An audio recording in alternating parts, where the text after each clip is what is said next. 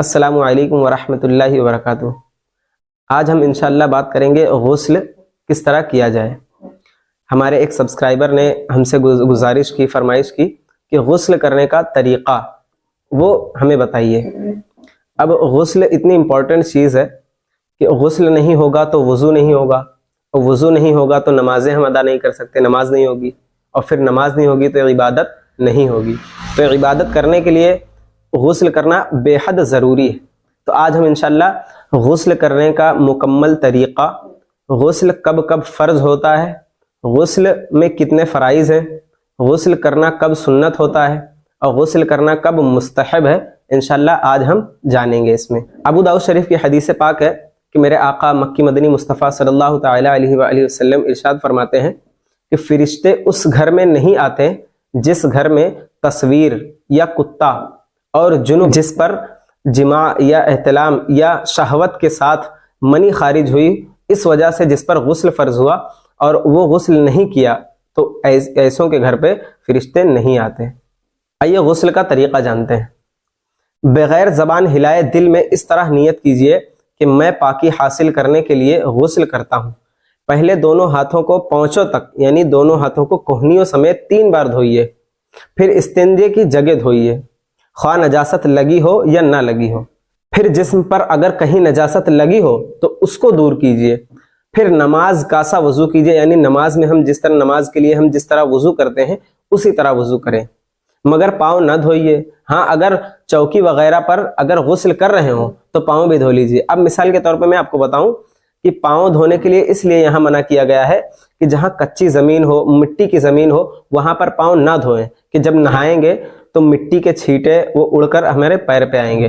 اب ماشاءاللہ ہمارے گھروں میں غسل خانے میں ٹائلز اور ماربل ماشاءاللہ لگا ہوا ہوتا ہے، پلستر کیا ہوا ہوتا ہے، تو وہاں پیر دھل سکتے ہیں۔ پھر بدن پر تیل کی طرح پانی چوپڑ لیں، خصوصاً سردیوں میں۔ دیکھیے، تیل کی طرح بدن پر پانی چوپڑ لینے کا مطلب یہ ہے کہ بدن کے ہر حصے پر ہاتھ پھیر لینا۔ اب جس حصے پر ہاتھ پھیر لیں گے تو انشاءاللہ پھر اس حصے پر پانی پہنچ جائے گا، اور اگر صابن کی حاجت ہو تو صابن بھی لگا سکتے ہیں۔ پھر سیدھے کندھے پر 3 مرتبہ پانی ڈالیں، پھر بائیں کندھے پر 3 مرتبہ پانی ڈالیں، پھر سر پر 3 مرتبہ پانی ڈالیں، اور پھر پورے تمام بدن پر پانی ڈالیں۔ اس طرح پانی ڈالیں کہ بدن کا کوئی بھی حصہ بال کے برابر بھی سوکھا نہ رہے، اور اگر پہلے وضو میں پاؤں نہ دھلا ہو تو اب دھل لیجئے۔ اب یاد رکھیے کہ غسل ایسی جگہ کریے کہ جہاں کسی کی نگاہ نہ پڑتی ہو، اور اگر نگاہ پڑتی ہو، کھلے میں اگر غسل کر رہے ہو، تو مرد کو یہ چاہیے کہ زیر ناف سے لے کر گھٹنا سمیت یہ ستر عورت وہ چھپا، کسی موٹے کپڑے سے اور رنگین کپڑے سے چھپا لے۔ اگر موٹا بھی کپڑا ہو اور وائٹ کپڑا ہو تو جب اس پر پانی پڑتا ہے تو بدن کی رنگت ظاہر ہوتی ہے، تو کوئی رنگین کپڑا اور موٹا کپڑا وہ پہن کر تب غسل کرے۔ اور عورت کے لیے تو یہ چاہیے کہ بالکل کسی کی نظر نہ پڑے، ایسی جگہ غسل کریں۔ دوران غسل کسی قسم کی گفتگو بھی نہ کریں، اور نہ کوئی دعا بھی نہ پڑھیں، دعا بھی پڑھنے کی اجازت نہیں ہے۔ اور نہانے کے فوراً بعد کپڑا پہننا سنت ہے، اور اگر مکروہ وقت نہ ہو تو 2 رکعت نماز نفل پڑھ لینا مستحب ہے۔ یہ ہے غسل کرنے کا مکمل طریقہ۔ اب ہم جانتے ہیں غسل میں کتنے فرائض ہیں۔ غسل میں 3 فرائض ہیں۔ نمبر 1 کلی کرنا، نمبر 2 ناک میں پانی چڑھانا، نمبر 3 تمام ظاہر بدن پر پانی بہانا۔ اب کلی کرنے کا طریقہ ہم تفصیل سے سمجھتے ہیں۔ منہ میں تھوڑا سا پانی لے کر پچ کر کے ڈال دینے کا نام کلی نہیں، بلکہ منہ کے ہر پرزے، گوشے، ہونٹ سے حلق کی جڑ تک ہر جگہ پانی بہہ جائے۔ اسی طرح داڑھوں کے پیچھے، گالوں کی تہ میں، دانتوں کی کھڑکیوں اور جڑوں اور زبان کی کروٹ پر، بلکہ حلق کے کنارے تک پانی بہے۔ روزہ نہ ہو تو غرارہ کرنا سنت ہے، غرارہ کر لیجئے۔ دانتوں میں چھالیا کے دانے یا بوٹی کے ریشے وغیرہ اگر پھنسے ہوں تو ان کو چھڑانا ضروری ہے۔ ہاں، اگر چھڑانے میں ضرر ہو، یعنی نقصان ہونے کا اندیشہ ہو تو معاف ہے۔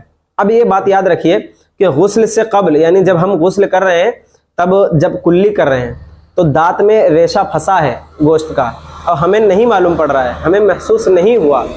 اب ہم نے غسل بھی کر لیا، نماز بھی پڑھ لی، اس کے بعد میں ہمیں معلوم پڑا کہ دانت میں ریشہ پھنسا ہوا ہے، تو اب ریشہ نکال کر وہاں پانی بہانا فرض ہے۔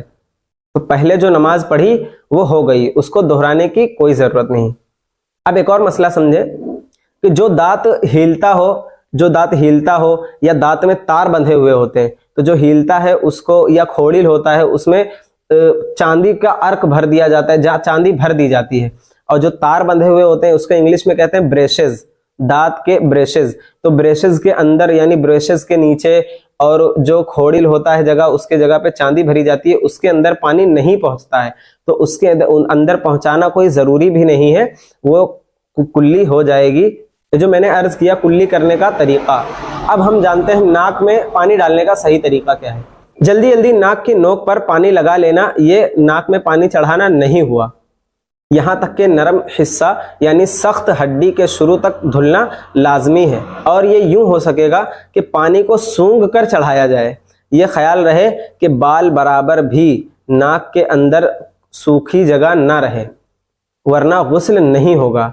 اب یہ بھی یاد رکھیے کہ ناک کے اندر جو گندگی سوکھ جاتی ہے، جو غلاظت سوکھ جاتی ہے، اس کو بھی چھڑانا فرض ہے، اور ناک کے تمام بال کا بھیگ جانا بھی فرض ہے۔ اب ہم جانتے ہیں تمام ظاہری بدن پر پانی کس طرح بہائیں۔ سر کے بالوں سے لے کر پاؤں تک کے تلوے تک جسم کے ہر پرزے، ہر رونگٹے، ہر حصے پر پانی بہانا ضروری ہے۔ جسم کی بعض جگہیں ایسی ہیں کہ اگر ہاتھ نہ لگائی جائے اس جگہ تو پانی نہیں پہنچے گا، وہ جگہ سوکھی رہ جائے گی، تو اس طرح کرنے سے غسل نہیں ہوگا۔ ہر جسم کے ہر حصے پر ہاتھ پھیر کر اور پھر پانی ڈالیں۔ اگر بدن کے کسی بھی حصے میں بال کے برابر بھی جگہ سوکھی رہی تو غسل نہیں ہوگا۔ اب پیارے پیارے اسلامی بھائیوں، یہ یاد رکھیے کہ غسل کب فرض ہوتا ہے۔ غسل فرض ہونے کے 5 اسباب میں بتاتا ہوں۔ منی کا اپنی جگہ سے شہوت کے ساتھ جدا ہو کر عضو سے نکلنا، اگرچہ منی نکلتے وقت عضو میں سختی نہ ہو تب بھی غسل فرض ہو جائے گا۔ احتلام یعنی سوتے وقت منی نکلنے سے بھی غسل فرض ہو جاتا ہے۔ شرمگاہ میں حفصہ داخل ہونا، چاہے انزال ہو یا نہ ہو، دونوں پر غسل فرض ہو جاتا ہے، اور حیض سے فارغ ہونے پر بھی غسل فرض ہو جاتا ہے، اور نفاس سے فارغ ہونے پر بھی غسل فرض ہو جاتا ہے۔ اب ہم جانتے ہیں غسل کرنا کب سنت ہے۔ فتاوی عالمگیری میں ہے کہ جمعہ کے دن اور عید الفطر کے دن اور بقرہ عید کے دن اور عرفے کے دن یعنی یوم الحج کے دن اور احرام باندھتے وقت نہانا سنت ہے۔ اور اب ہم جانتے ہیں غسل کرنا کب مستحب ہوتا ہے۔ اب یہ یاد رکھیے کہ وقوف عرفات، وقوف مزدلفہ، حاضری حرم اور حاضری بارگاہ مدینہ صلی اللہ تعالی علیہ وآلہ وسلم کی جب حاضری دینے کے لیے جانے کے لیے غسل کرنا بھی مستحب ہے۔ شب براءت کے دن، شب قدر کے دن، عرفہ کی رات، مجلس میلاد شریف کے لیے اور دیگر مجالس خیر کے لیے بھی غسل کرنا مستحب ہے۔ اگر بے ہوش ہوں تو ہوش میں آ جانے کے بعد بھی غسل کر لینا مستحب ہے۔ نشے میں ہوں تو نشہ اتر جانے پر کے بعد بھی غسل کر لینا مستحب ہے۔ سفر سے واپس آنے کے بعد بھی غسل کر لینا مستحب ہے۔ تو ایسے ہی ہم نے پیاری پیاری آج باتیں سیکھی۔ یہ ہمارے ایک سبسکرائبر نے ہم سے فرمائش کی تھی کہ غسل کا طریقہ ہمیں بتائیے، تو ہم نے غسل کا طریقہ بھی بتایا، اور کس سے غسل فرض ہو جاتا ہے وہ بھی ہم نے بتایا، اور غسل کرنا کب سنت ہے کب مستحب ہے وہ بھی ہم نے بتایا۔ تو اسی طرح کی پیاری پیاری ویڈیوز کے لیے ہمارے چینل کو سبسکرائب کریں، ویڈیو کو لائک کریں، اور کمنٹ کر کے بتایا کریں کہ ہمیں ہماری ویڈیو کیسی لگتی ہے اور کس ٹاپک پہ آپ کو ویڈیو چاہیے۔ انشاءاللہ آپ کی بارگاہ میں ہم حاضر کریں گے۔ ٹھیک ہے، السلام علیکم ورحمۃ اللہ وبرکاتہ۔